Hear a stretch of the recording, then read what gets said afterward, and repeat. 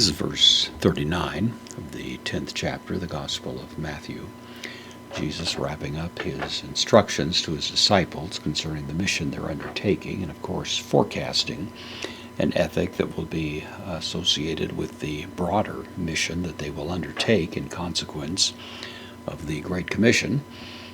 And here he gives undergirding principle that the life is to be devoted to Christ. If we miss that point and devote ourselves to other objects, then it will be really ultimately a situation of loss. So he says here, ho, this is the article, masculine singular nominative, the huron. This is from heurisco, I find.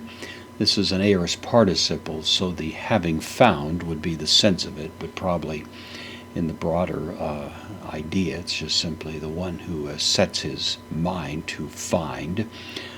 Tain, the accusative article, sukain, the soul or the life, autou of him, genitive masculine singular.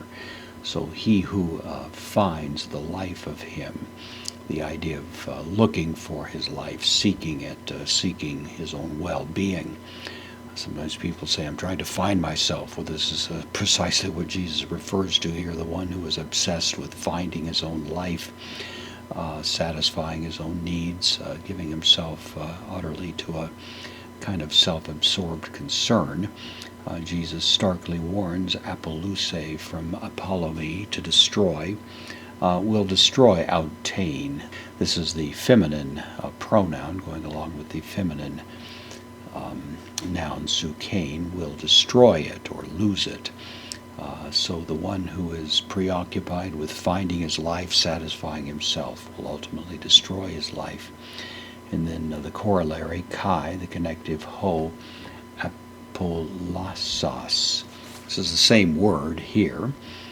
This is a participle. Again, it's a aorist participle, the having lost it, destroyed it in the stronger sense, tain sukain autou, the soul of him, who abandons his interest so much in satisfying his own needs, his own desires.